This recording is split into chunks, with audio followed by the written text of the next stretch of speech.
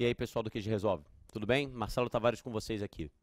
Bom, a gente vai fazer hoje uma questão que faz referência ao módulo de imperialismo, que está lá para você dar uma olhada. Só que agora eu vou tentar priorizar algo que não foi priorizado na aula, até para que a gente consiga esse complemento, que seria a ideia de um imperialismo estadunidense. Eu preciso que você guarde o seguinte: os Estados Unidos eles já apresentaram os seus interesses sobre a América Latina desde o contexto do processo de independência. Lembre-se que em 1823, o então presidente americano James Monroe vai apresentar sua famosa doutrina, a doutrina Monroe, que dizia a América é para os americanos. Ainda que os Estados Unidos não tivessem o cacife econômico de domínio, isso ainda está na mão da Inglaterra, os Estados Unidos eles já apresentavam uma pretensa liderança política, marcando a ideia de que o continente americano era, na verdade, a sua área de influência. Só que isso vai se transformar efetivamente num controle por ação militar no final do século XIX. Sob a presidência do então político Theodore Roosevelt, os Estados Unidos vão assumir uma política externa agressiva, que em nome da civilização e do respeito a tratados internacionais, justificava até intervenções militares, em nome do projeto civilizatório. Alguns dizem que essa política seria um corolário da doutrina Monroe. Se a doutrina Monroe dizia que a América é para os americanos, essa política diz que a América é para os americanos do norte. Eles sabem o que é melhor para a América. Daí a política conhecida como a política do grande porrete, ou então do Big Stick.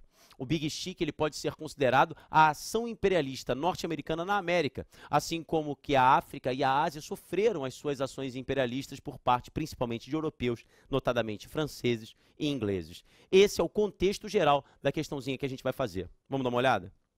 O cara diz assim: se a América Latina não foi esquartejada como a África, deveu-se ao fato, é preciso reconhecê-lo, de ter tido, sem que houvesse solicitado um tutor.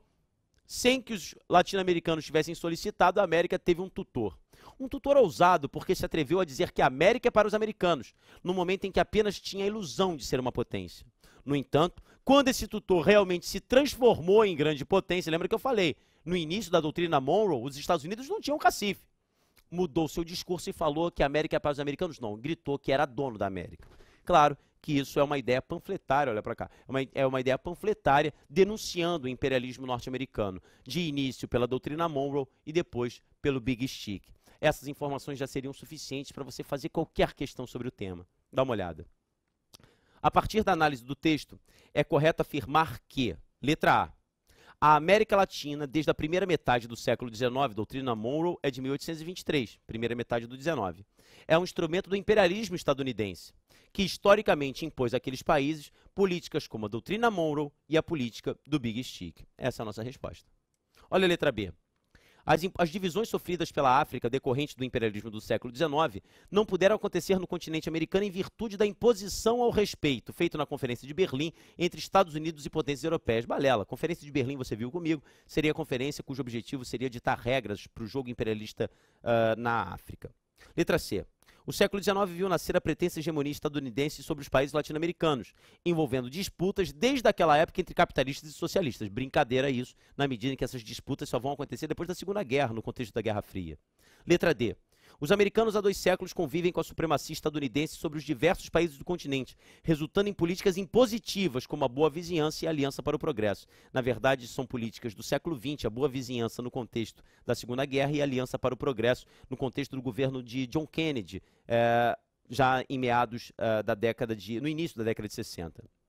E na letra E, a América sempre foi protegida, resultada na criação de diversos acordos econômicos e na aliança de todo o continente em torno deles. Protegida é brincadeira, apesar do domínio que os Estados Unidos exercem sobre o restante. Então me parece uma questão muito fácil, mas é interessante de novo, para que você possa buscar informações maiores e completar esquemas de estudo, que é, na verdade, o nosso principal objetivo aqui no QG. Tá bom? Espero vê-los em breve, um grande abraço.